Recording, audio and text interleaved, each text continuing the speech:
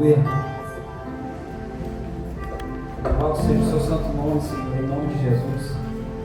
Estamos reunidos nesse lugar, ora, irmão, nesse momento, para adorar, Senhor, para nos conectar com a tua presença e para conhecer a tua vontade.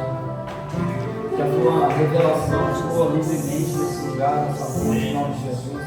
Deixa o teu Espírito fluir e fazer o teu querer e a tua vontade nesse lugar, Senhor. Estamos entregues aqui. Senhor, em nome de Jesus, estamos entregues à tua vontade. Em nome de Jesus, seja a realidade desse lugar, seja a nossa realidade, a realidade que muda os nossos pensamentos. Em nome de Jesus, Pai. Obrigado por poder estar aqui, obrigado por cada vida, por cada família aqui representada. Obrigado por poder chegar nesse lugar, pelos livramentos desse dia, Senhor. Por tudo que o Senhor já tem feito. Nós viemos te adorar e te agradecer, porque o Senhor é digno de todo louvor, de toda honra, de toda glória, de toda adoração, de toda exaltação, Senhor. Não há como maior. Oh, nós te louvamos, nós te agradecemos nesse lugar. Essa minha realidade. Aleluia. Em nome de Jesus. Pertencemos a ti. Nosso pensamento, Senhor. Em nome de Jesus. Pertencemos a ti, Senhor. Somos teus. Esse lugar é seu, Senhor. O melhor lugar aqui é seu, Senhor. O maior lugar. Todo lugar que está, Senhor, em nome de Jesus.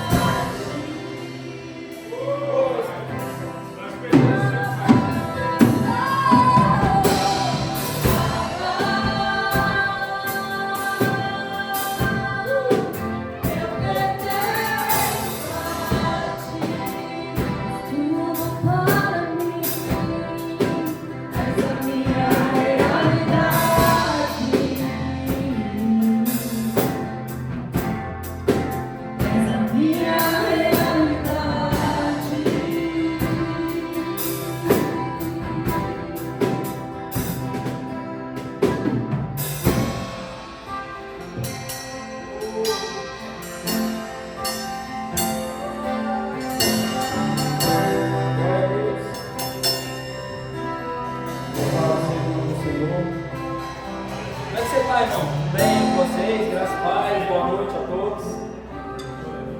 Todo mundo feliz por estar na presença do Senhor.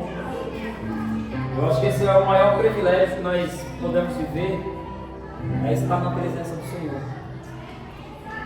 Conhecendo o Senhor, a nossa história, e nós conhecendo de onde viemos, poderíamos dizer que se o inimigo tivesse concretizado os planos que ele tinha, que eram contrários aos planos do Senhor na nossa vida, nós não estaríamos aqui. Então esse é o melhor lugar para estar.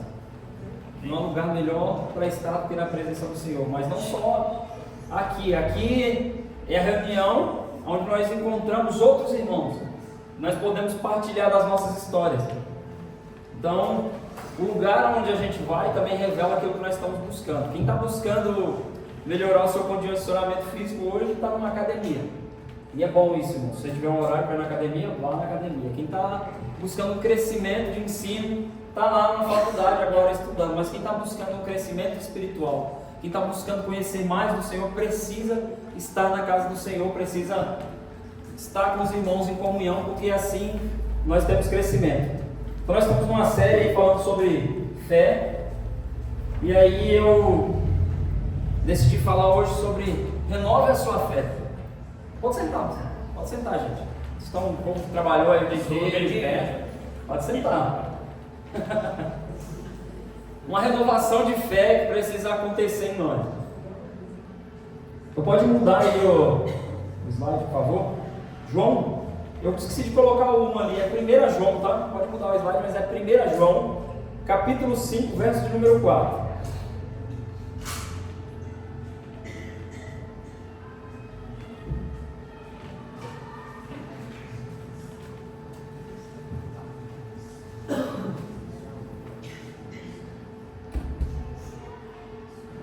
Eu ainda escrevi aí, eu não estava com o delício lá no slide, acho que saiu errado, né? Tá. Ele estava me ajudando a digitar, irmão, hoje. Estava com uma benção. digitava uma coisa ali. Tá bom. Então, porque o que é, todo que é nascido de Deus vence o mundo. E esta é a vitória que vence o mundo, a nossa fé. Então existe uma batalha, existe uma guerra, existe uma resistência contra tudo aquilo que é de Deus. E que para nós vencermos isso, nós precisamos de fé. O problema é que durante muito tempo,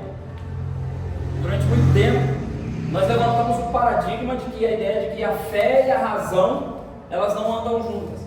Então, é como se nós estivéssemos buscando a nossa fé para refutar a razão, a ciência, os estudos e a coisa que é racional, que é pensada. Mas na verdade, hoje nós vamos perceber, e eu vou tentar renovar a sua fé para o entendimento de que a razão não é a nossa maior inimiga quando se trata de fé, mas que a nossa maior inimiga quando se trata da fé que nós temos na palavra de Deus são as nossas emoções. A luta nossa não é fé e razão, é fé e emoção. Então, como que nós vencemos o mundo? Pode mudar, por favor. Vencemos o mundo quando renunciamos ao que Ele nos oferece, crendo que o Senhor tem algo mais excelente para nós. Vencer o mundo é vencer as nossas vontades individuais, a fim de conhecer a vontade coletiva do Pai. Então, vencer o mundo é quando o inimigo vem atacar as nossas emoções, e o inimigo não vai atacar a sua emoção apenas com dificuldades. As dificuldades atacam as nossas emoções, irmãos, é verdade. Mas nós somos muito mais atacados nas nossas emoções quando nós queremos fazer algo e sabemos que não podemos. Aí é quando o negócio meio que desanda um pouco nas nossas emoções. Quando a gente quer fazer, mas sabe que não pode. Quando a gente percebe que aquilo que nós fazíamos não agrada a Deus, ou aquilo que nós queremos fazer não agrada a Deus. Então, como perceber se aquilo é vontade de Deus ou não? É perceber qual é o benefício coletivo daquela vontade sendo feita. Por quê? Porque as vontades que vêm do mundo para nós, para nos destruir, para atacar as nossas emoções, na maioria das vezes ela é uma busca pelo prazer pessoal em detrimento do que vai acontecer no coletivo. Então alguém desejando uma mulher, mesmo sendo casado, sabe que vai destruir uma família ou duas, mas ele decide fazer aquela vontade que é pessoal e destrói o coletivo. Então o inimigo ele traz vontades individuais que atacam o coletivo e destroem algo coletivo, porque Deus ele sempre trabalha no coletivo, ele sempre está construído coletivamente. Por isso que na palavra vai dizer o que para nós? Que é melhor serem dois do que um. Quando Deus enviou, ele falou, vão de dois em dois. Quando ele viu um homem sozinho no jardim, um homem que tinha a possibilidade de fazer todas as suas vontades, ele disse, não é bom que o homem esteja só. Por que não era bom que o homem estivesse só? Porque estando só, o homem faria todas as suas vontades individuais e jamais ia passar a trabalhar pelo ambiente coletivo. Então Deus coloca a mulher junto ao homem, dentro do jardim, para que ali começasse a construir a primeira família e aquele homem não trabalhasse mais pela vontade individual, mas passasse a trabalhar por uma vontade coletiva, que é a vontade do Pai para nós. Então por isso que na oração do Pai Nosso você vai ver que Jesus nos ensinou a orar de que maneira? Jesus não falou assim para você dobrar o joelho e falar assim, me dá o meu pão hoje, Senhor. Não, ele disse, o pão nosso. E a oração começa, meu Pai, a gente fala assim, meu Pai, não. Jesus disse assim, Pai nosso. Então o Pai é nosso, o pão é nosso, e lá no final, o pecado também é nosso. Perdoa os nossos pecados. Não é só o meu pecado, é o nosso. É o coletivo. Então Deus ele sempre vai trabalhar uma vontade coletiva. E o que vence o mundo, que é a nossa fé. A fé, ela foi pensada, irmãos, principalmente no nosso tempo, por isso que eu quero falar dessa renovação de fé, porque ela foi pensada como uma fé para adquirir. Você já deve ter ouvido muito isso, tem uma fé inteligente, uma fé que vai te fazer adquirir. E tudo bem, a tua fé vai te fazer adquirir coisas de Deus, se você renunciar a coisas do mundo. Porque a verdadeira fé não é a fé que te leva a adquirir coisas, é a fé que te leva a renunciar às coisas do mundo pelas coisas espirituais. Abraão não se tornou o pai da fé por causa daquilo que ele adquiriu. Abraão se tornou o pai da fé por causa daquilo que ele renunciou. Abraão se tornou o pai da fé, e a palavra vai nos dizer que ele é o pai da fé porque ele acreditou que até dos mortos Deus poderia ressuscitar o Isaac que Deus pediu a ele. Então, o maior desejo de Abraão qual que era? Era ter o filho. E quando ele teve o filho, Deus disse: me dá de volta esse filho. E Abraão entregou e até mataria Isaac se o anjo não segurasse ali no topo do monte. Por quê? Porque ele cria que até dos mortos o Senhor poderia ressuscitar o menino. Então Abraão se tornou o pai da fé por causa daquilo que ele adquiriu. Abraão se tornou o pai da fé por causa daquilo que ele renunciou. Abraão se tornou o pai da fé porque a sua maior vontade estava em jogo naquele altar. A maior vontade de Abraão era ter um filho, e agora Deus pediu a sua maior vontade, que estava materializada. E a ideia era: Deus me deu porque eu tinha fé? Não, Deus me pediu porque eu tenho fé. Então a ideia de fé que nós precisamos renovar é que a nossa fé é para vencer o mundo, renunciando ao que o mundo oferece e agora entrando naquilo que Deus já preparou para nós. Essa é a vitória que vence o mundo. Vamos passar aí. Então fé é o fundamento que estabiliza as nossas emoções. Então pode estar um ambiente instável fora, as coisas podem estar muito difíceis, a visualização, você está olhando e falando assim: poxa, essa situação está difícil de mudar, mas quando você olha para dentro, tem algo aqui dentro te dizendo que Deus está no controle. E isso estabiliza as suas emoções no meio de pessoas que estão olhando para você dizendo: como que ele está tão calmo? Como que ela consegue permanecer? Como que fica de pé no meio dessa situação? É fé, é uma fé que venceu o mundo e agora está estabilizada aqui dentro. Não é pelo que está fora. Então o inimigo vai atacar as suas emoções por vezes com coisas ruins. Ele vai atacar, mas na maioria das vezes por coisas que você deseja, por coisas que você quer. Para estabilizar as suas emoções, você precisa ter uma fé racional. Fé que nos leva a viver de uma forma agradável a Deus, oferecer o nosso corpo como sacrifício. Romanos 12:1 e Hebreus 11:6 vão dizer isso. Romanos 12:1 vai dizer que o nosso sacrifício vivo e santo é o culto racional, agradável ao Senhor. E Romanos e Hebreus 11:6 vai dizer para nós assim, vai estar falando lá na galeria da fé sobre Enoque, e vai dizer assim que Enoque alcançou o testemunho de que ia agradar a Deus, porque sem fé é impossível agradar a Deus, porque aqueles que dele se aproximam precisam crer que ele é galardoador daqueles que o buscam. Hebreus 11:6 é isso que diz. Então, ele está dizendo para nós que uma fé racional que pensa, que sabe o que faz, é essa fé que está estabilizada aqui dentro, uma fé que dos outros de fora não conseguem perceber, que não dá para explicar. O apóstolo Luiz Hermínio tem uma frase, ele diz assim: para quem crê, nenhuma explicação é necessária, mas para quem não crê, nenhuma explicação é suficiente. Você está crendo, porque você tem uma palavra, você tem uma revelação. Isso é racional, está na sua mente, está no seu coração, você sabe o que está fazendo para Deus. Não é irracional. Então essa fé racional é o que nós precisamos ter para estabilizar as nossas emoções e andar em direção àquilo que o Senhor nos chamou para alcançar, porque Ele já preparou, Ele não vai preparar. Agora tem uma fé, eu coloquei um pouquinho menorzinho ali, é uma fé emocional. Essa fé emocional é aquela que tirou os hebreus do Egito, por exemplo. O que eles fizeram para sair do Egito, irmão? Nada. Eles nem precisaram crer que iam sair, eles não fizeram nada. Moisés chegou lá com o discurso pronto, com os milagres prontos, com a praga pronta, Deus falando para ele: vou endurecer o coração de Faraó. O povo não cria, mas eles saíram do Egito. Eles precisavam de uma fé racional, eles nem sabiam o que estava acontecendo. Aquela fé era emocional. Eu coloquei aqui o texto de Gálatas, capítulo 4, porque é uma fé infantil, que nos leva longe da vontade do Pai e nos impede de receber a plenitude da sua revelação. Porque Gálatas diz assim, que o herdeiro, ainda que seja dono de tudo, enquanto é infantil, enquanto é menino, ele precisa estar sob tutores, porque ele nada difere de um escravo. E o que eram os hebreus? Uma fé infantil, uma fé de escravos. E quando eles precisaram de uma fé racional, porque era só raciocinar, irmão, eles estavam diante da promessa.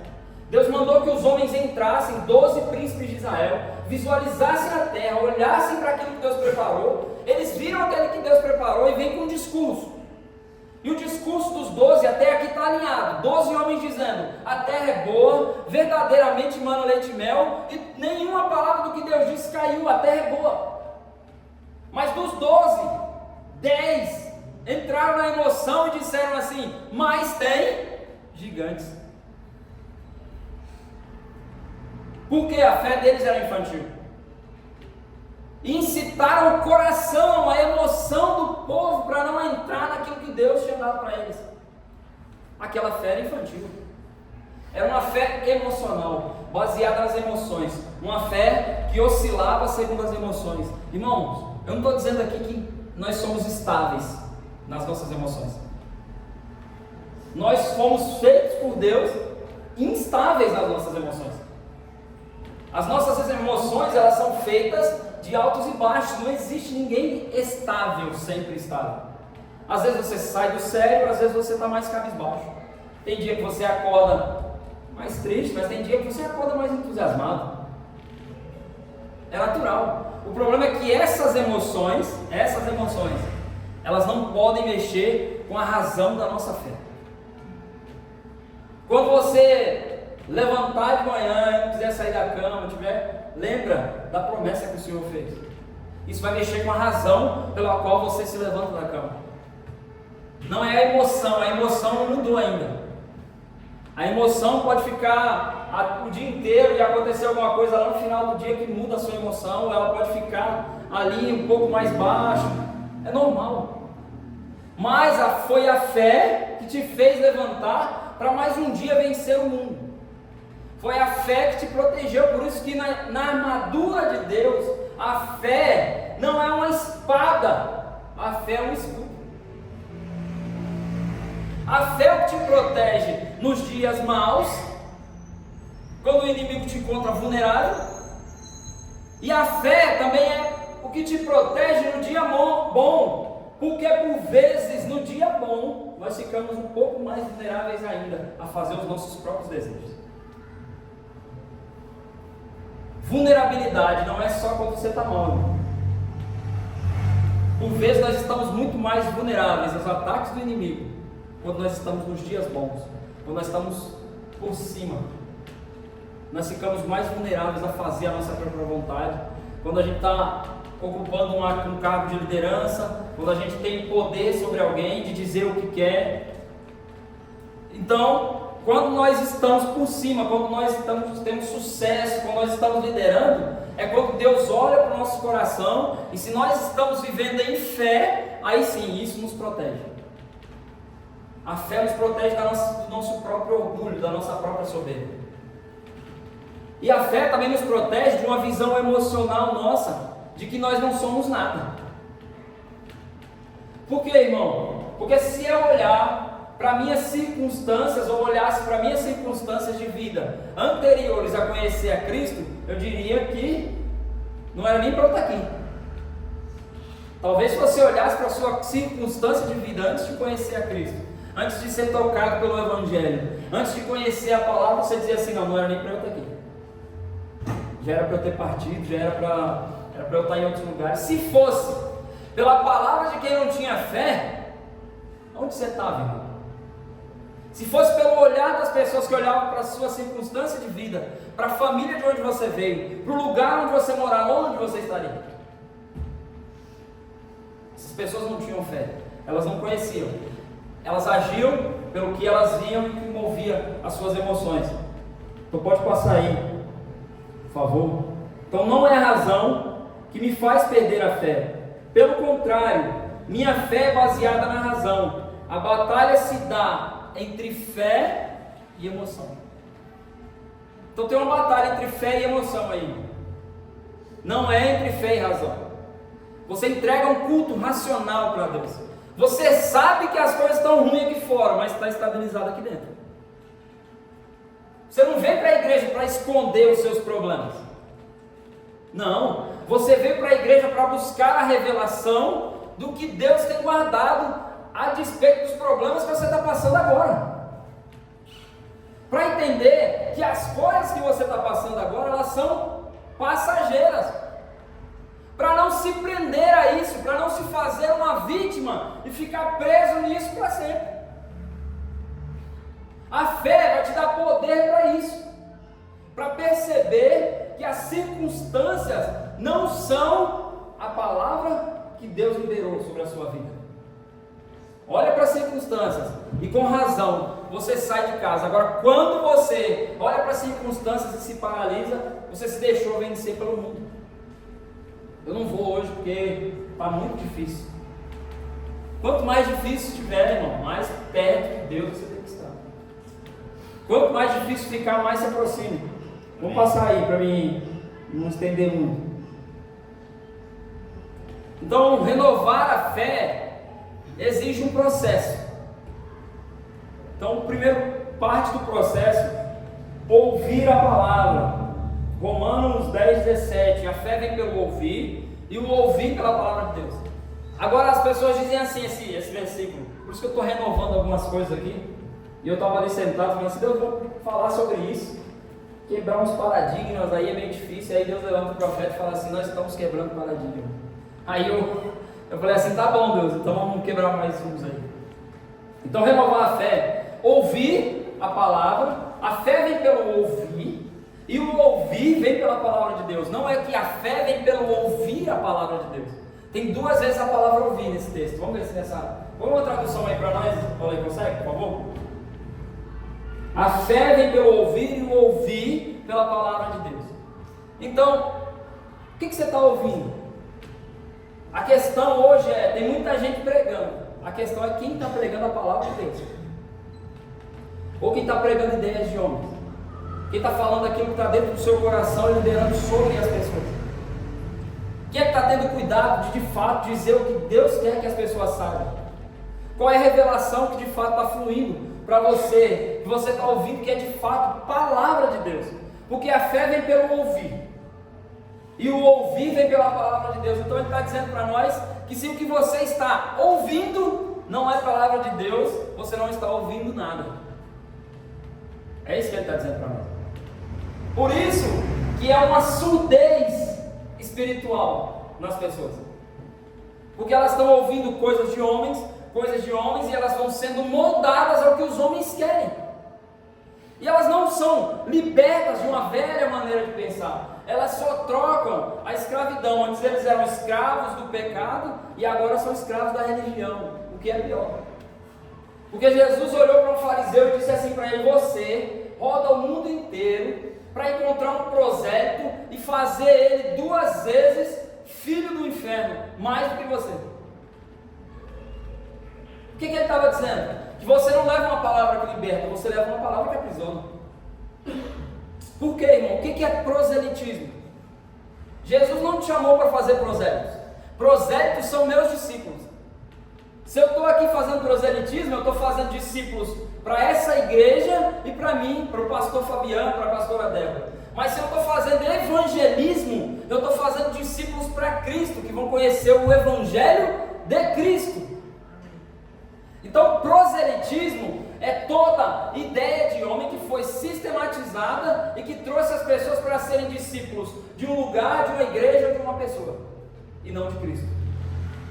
Isso é proselitismo.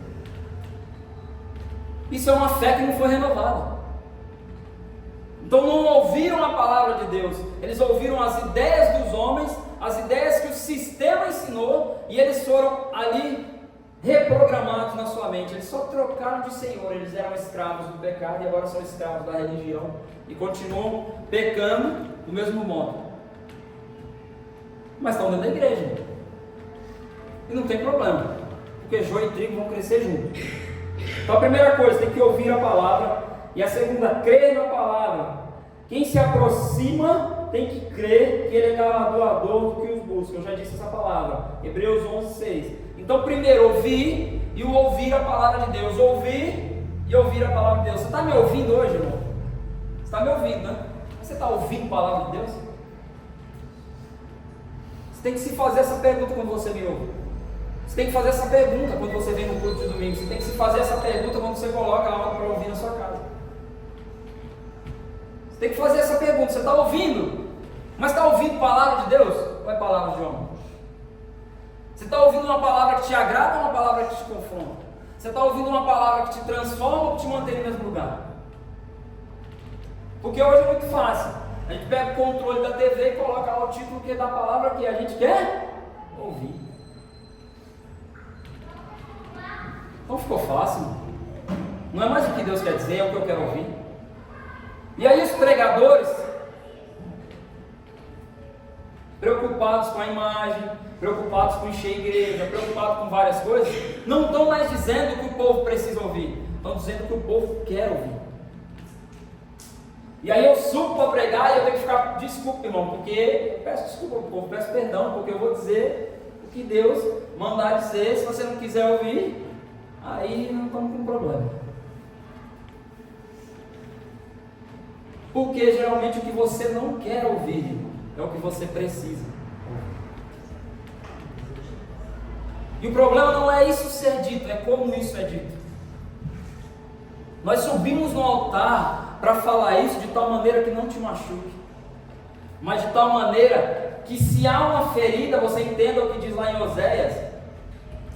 O Senhor faz a ferida e Ele cura a ferida. Por isso que eu sempre vou repetir essa frase: só confronte quem você estiver disposto a amar. Pronto. Se você estiver disposto ao confronto, irmão, você também tem que estar disposto ao amor. E se você, irmão, quiser se entregar ao confronto, construa amizade, construa intimidade. E se entregue para o confronto, libere diante de um discipulado, fale um pouco sobre coisas que ainda te prendem.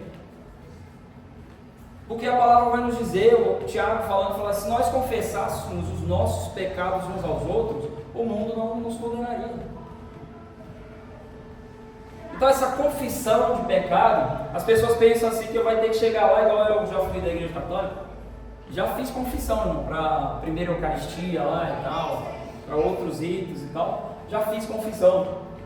E aí a pessoa pensa que vai ser chegar lá, do mesmo modo que é, dentro do confessionário e dizer assim: olha, eu fiz isso, eu fiz isso, eu fiz isso, eu fiz aquilo, eu fiz isso. Deus sabe o que você fez, irmão. Eu não quero saber o que você fez, não. Eu quero saber o que você quer mudar.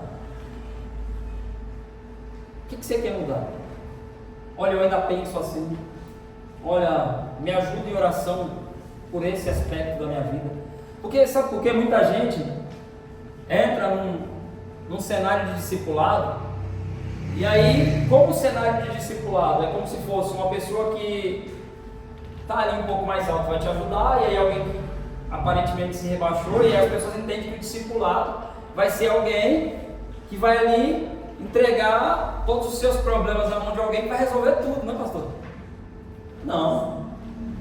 Você vai chegar diante de alguém para liberar essas palavras, para que elas saiam de dentro de você, mas ela encontre alguém está pronto para ouvir. Porque às vezes a gente vai desabafar com quem não está pronto para ouvir, e aí, irmão, vai dar ruim.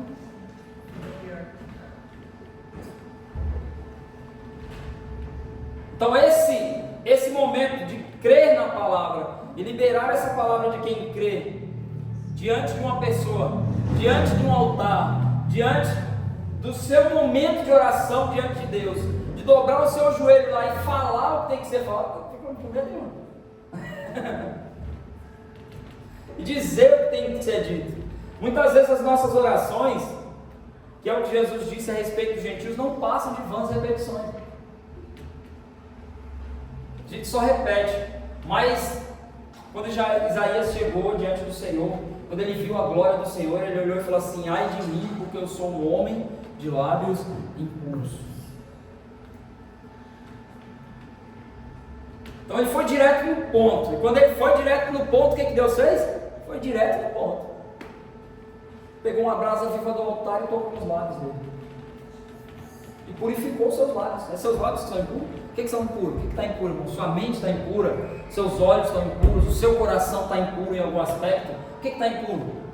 O que você chega diante de Deus e ainda te acusa, a tua consciência ainda te acusa? É isso que quando você chegar lá diante de Deus, você tem que dizer para Ele. Talvez no momento de discipulado, de oração, procurar e dizer. Para quê? Para mostrar aquilo que você crê, porque quem crê se expressa. Paulo vai dizer assim num texto, ele diz assim: criei, por isso falei. Então, quando eu creio que Deus pode me curar, eu digo: Deus, toca nessa doença. Quando eu creio que Deus pode me dar, eu digo: Deus, eu creio que o Senhor pode me dar. Quando eu creio, eu expresso. A fé tem que gerar uma expressão. Por isso que Jesus é a expressão, maior expressão de fé, porque a palavra vai nos dizer que Ele é a expressão exata de quem é Deus. Então, ouvir a palavra, crer na palavra, e em terceiro, praticar a palavra. Tiago capítulo 2, 17 diz que a fé sem obras é morta. Então, quais são obras de fé? Obras de fé são aquelas que demonstram a virtude do Espírito Santo que foi depositada em nós a partir da morte de Cristo. A partir da morte de Jesus, quando o Espírito Santo desceu em Pentecostes, Ele não desceu só para te dar poder, Ele desceu para te dar virtudes. Virtudes que você e eu, que nós sozinhos não conseguiríamos alcançar. Então toda obra de fé é uma obra que expressa virtude.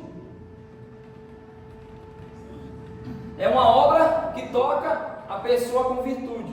Então não é uma obra que é feita por causa do meu interesse. Quando eu estou vivendo pela fé, não é o meu interesse colocado na obra que eu faço para obter algo da pessoa. É o meu sacrifício colocado pelo interesse da pessoa, para que ela alcance aquilo que Deus já entregou para ela. Por isso que Paulo vai dizer assim: olha, em nós opera a morte, para que em vós opera a vida. Obras de fé. Pode passar. Fé não é para aumentar o nosso senso de capacidade, mas para melhorar a nossa consciência de identidade. Pastor Paulo Borges Júnior disse assim. Então, fé não é para aumentar o nosso senso de capacidade, mas para melhorar a nossa consciência de identidade. Porque senão a gente começa a viver por fé, aí quem ora mais parece que consegue mais, quem ora menos consegue menos. E esse, não, irmão, fé não é isso não é por causa da sua capacidade, da minha capacidade. Fé é por causa de quem nós cremos. A palavra fé, no grego, ela é traduzida como quem acredita em algo. Mas quando é falada no hebraico, ela é mais voltada para a ideia de quem é fiel a algo. E não para quem apenas acredita. Porque acreditar é dar crédito. Você pode dar crédito, mas toda vez que você dá crédito a algo, você encontra algo que tem mais crédito, você dá mais crédito aqui. Então isso não é fé. Isso é crença. Então o cara crê no santo, vamos dizer, que cura, porque tem um santo para curar cada coisa, né? Mas aí depois tem o santo das causas impossíveis. Aí você vai pedir para quem, irmão? Eu vou pedir logo para o santo das causas impossíveis, porque se tem um que só cura uma coisa e esse é cura as causas impossíveis, então isso é crença. Eu posso ir para esse aqui porque ele cuida dessa parte, esse aqui cuida dessa parte, não. Fé é um Deus que é dono de tudo. E ainda que eu seja infiel, Ele permanece fiel. Aquilo que Deus disse ao teu respeito não mudou. Você pode ter mudado a rota, o pensamento, a emoção oscilou, você parou, mas o que Deus disse ao teu respeito está decretado, é um decreto. Proclamarei um decreto, tu és meu. Pede-me e eu te darei as nações por herança. Quando Deus falou isso para Davi, Davi estava vivendo a maior crise, porque ele decidiu construir um templo para Deus. E aí ele foi lá, entregou a planta, recebeu de Deus uma planta, recebeu de Deus uma revelação, guardou todo o recurso para construir o templo, chamou o profeta e falou assim: vou construir um templo a Deus. Pense numa coisa aqui comigo, irmão. Racional, fé racional. Os reis não buscavam profetas para comunicar o que iam fazer. Eles buscavam profetas para consultar se o que eles iam fazer estava alinhado com o que Deus queria. Mas o profeta chegou lá na emoção e Davi comunicou para ele, falou, vou construir um templo. E o profeta falou, faz porque é isso mesmo. E o profeta saiu da presença do rei, Deus deixou ele sair. Quando ele estava lá fora, Deus falou assim, quem falou que era para Davi construir um templo? Volta lá e diz para ele que não é ele que vai construir. Agora veja a cara de tacho do profeta que tinha acabado de dizer assim, foi Deus, é de Deus, sei que você vai fazer. Voltar e dizer assim, ó, Deus disse que não é de Deus não. Porque Davi não estava consultando o profeta, ele não estava consultando Deus. Ele estava comunicando aquilo que ele desejava, era o próprio desejo dele. Então Deus fala, volta lá. A planta está dada, o recurso está pronto, mas quem vai construir é o teu filho. Então vamos ver se você tem fé para renunciar a essa construção e deixar tudo preparado para o teu filho construir. Davi deixa tudo preparado. Mas Davi entra numa crise. E ele começa a orar. E ele vai orar a Deus, diz a história que ele vai diante de Deus, pergunta, quem sou eu, Senhor? E você pode ler lá no Salmo, eu não vou me lembrar agora do Salmo, se eu não me engano é Salmo 8. Não me lembro agora do Salmo, não recordo. Mas ele vai dizer assim, quem é o homem, Senhor, para que dele se lembre? E o filho do homem para que olhe para ele. Então, a resposta de Deus vai vir para ele e vai dizer assim, tu és o meu filho, eu te gerei. Pede-me e eu te darei as nações por herança. Então o que Deus disse para Davi lá atrás, tu és meu filho, não tinha mudado por causa de algo que Deus não deixou de fazer. A crise era emocional de Davi. Não muda. Eu posso te dar tudo que você quiser, Davi, desde que você se alinhe com a minha vontade. Ponto. A fé não é por causa da nossa capacidade, por isso Deus não deixou que Davi construísse. Agora, se você olhar para o texto e perceber que Deus vai falar assim, Davi, na verdade vai dizer assim, ó, vem cá, juntou todo mundo do reino e disse assim, olha, está aqui o recurso, está aqui a planta do templo, não sou eu que vou construir, quem vai construir o meu filho, que é jovem e inexperiente. Agora, casa, me dá uma... e fala assim para mim, irmão, quem era melhor para construir, um homem jovem e inexperiente, ou um homem já velho e inexperiente? Mas Davi disse assim, quem vai fazer é um homem jovem e inexperiente, porque a obra que vai ser feita é para Deus. Então se é para Deus, ele usa improváveis, para que quem faz não se glorie. Porque senão quando Davi terminasse de construir o templo, todo mundo ia dizer assim, olha o templo que Davi construiu, esse rei é extraordinário. Mas quando Salomão está construindo o templo, eles estão dizendo, só Deus para dar graça para esse rapaz aqui, ele nunca construiu nada, vai construir logo um templo para Deus. Então, você entra em obras de fé, jovem e inexperiente. Você entra em obras de fé para construir algo para Deus, para construir algo que Deus te deu para você fazer, inexperiente, irmão. Por quê? Porque quando for feito, você vai perceber que só Deus que podia fazer aquilo. Quando estiver pronto, você vai entender que não foi você que fez, não foi na sua capacidade.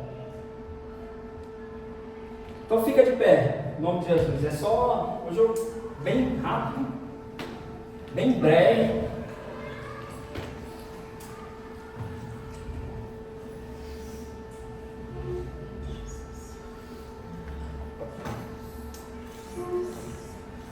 Então renova a sua fé, irmão, hoje. Não pensa que aquilo que deu errado porque você não foi capaz de fazer. Porque deixa eu te dizer uma coisa. Quando Jó, lá no final, capítulo 42, ele olhou para lá e ele falou assim, agora eu bem sei que tudo pode e nenhum dos seus planos pode ser impedido. Porque talvez o que você estava querendo fazer não era plano de Deus, é por isso que foi impedido. Em outra tradução vai dizer assim, nenhum dos seus planos podem ser frustrados. Então talvez você está vivendo uma frustração aí dentro, Deus permitiu porque não era um plano dele. Então continua, renova a sua fé, de que Deus frustra um plano terreno para te dar algo maior. Que Deus frustra uma vontade pessoal para te estabelecer uma vontade coletiva. Que Deus frustra algumas coisas nesse tempo para os seus filhos desfrutarem no futuro. Tem algumas coisas que Deus vai se frustrar para você, para que seus filhos desfrutem no futuro, para que os seus netos, gerações, Deus é geracional, irmão. Ele está sempre olhando lá na frente, ele não está olhando só agora. Então não se preocupa com a frustração, se preocupa com a revelação. Renova a sua fé para buscar qual é a revelação de Deus coletiva para você, para os seus filhos no futuro. Essa é a verdade do Evangelho. O Evangelho não é só para hoje, ele é geracional. Ele é um pensamento que vai tocar gerações. As portas do inferno não vão prevalecer contra a igreja. Tem muita gente dizendo, nós somos a última geração, nós somos os últimos. Não, se nós não formos os últimos, vamos trabalhar para que se os nossos filhos forem os últimos, quando Jesus vier buscar, leve eles também. Porque a ideia de que nós somos os últimos é porque nós somos a última bolacha do pacote. Essa é a ideia, na verdade. Mas se olhar bem, o mesmo pastor que está dizendo na internet assim que nós somos a pior geração, foi ele que ensinou essa geração. O cara vai para a internet, pastor Fabiano, dizer assim, essa é a pior geração de cristão. Eu discordo. Essa é a geração de cristãos mais valente, irmão, porque viver no nosso tempo não é fácil. Ser cristão no nosso tempo não é fácil. Eles foram cristãos, foi difícil, todas as perseguições que eles viveram, tudo, mas o inimigo ia ao extremo de matar alguém, porque ele não tinha outras armas. Por que o inimigo não vem matar a gente hoje? Porque tem muitas armas, irmão. Tem muitas armas, e se a gente não renova a nossa fé, nós ficamos caindo, tropeçando nos obstáculos que o inimigo vai colocando e ficamos andando, cambaleando. E quem sabe num dia desse que você cai é o dia que Jesus volta. Essa é a ideia do inimigo, te atacar todos os dias. Por que ele vai matar hoje um crente salvo? Ele aprendeu que quando ele matava crente salvo, cada um valia por 10, nascia mais 10, mais 100, mais 1000. Então o inimigo ele não está mais matando o crente salvo.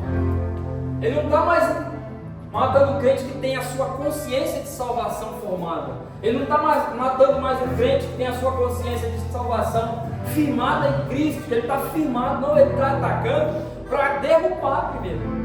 E aí quando ele derruba, de algum modo matar esse crente. Por isso nós precisamos renovar a nossa fé. E toda vez que a gente olhar um cenário, primeiro pensa, irmão.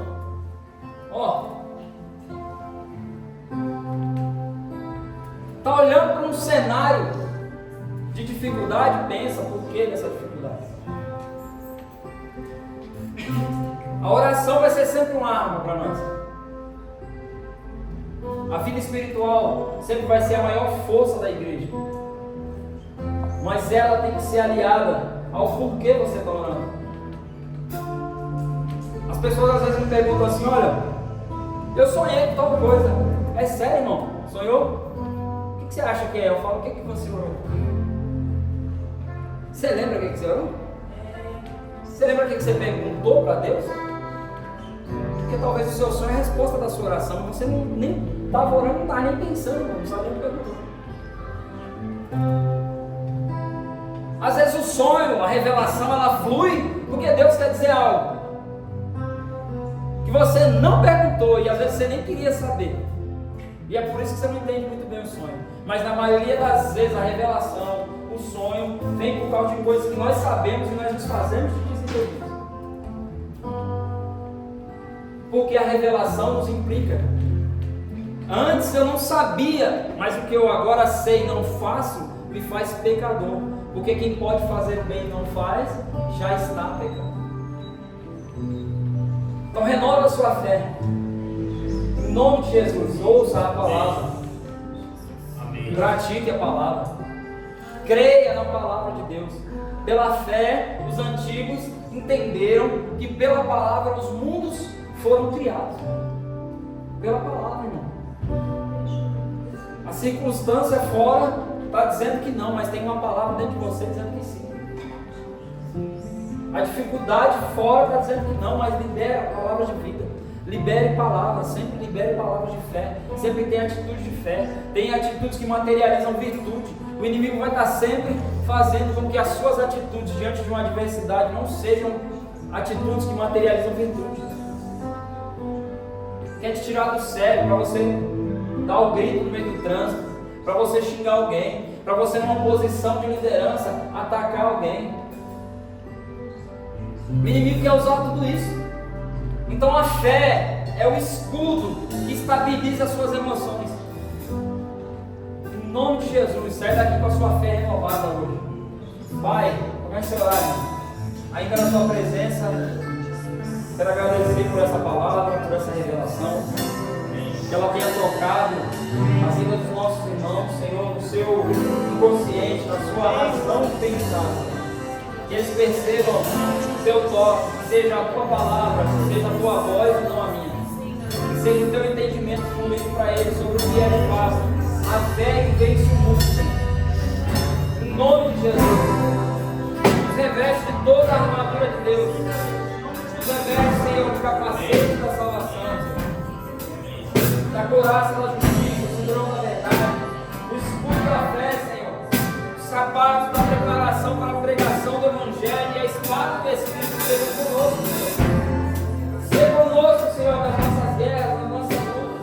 Que as nossas emoções, quando oscilarem, Senhor, que elas encontrem na nossa fé, Senhor,